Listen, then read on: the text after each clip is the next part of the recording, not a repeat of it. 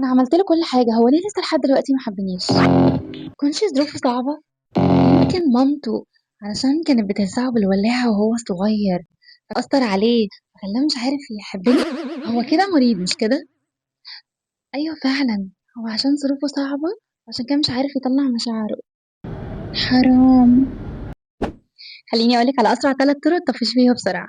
هتحسي إنك موجودة هنا عشانه، تطمنيه، تهتمي بأصغر التفاصيل، يعني هروح بيبي أنا روحت، بيبي أنا أكلت، بيبي أنا شربت.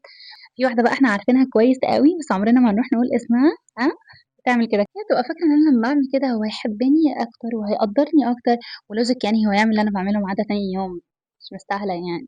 فبتفضل تحايل وتباتي وتطبطب وتهاتي على أمل تاني يوم ييجي، وتاني يوم ده بيبقى تاني السنة. في حياتي أنا عارفة إن أنتِ بتعملي كده من خوفِك وقلقِك إن هو لو كده ممكن يروح لواحدة تانية وهي اللي تطمنه وهي اللي تهتم بيه وتحايل وتدادي.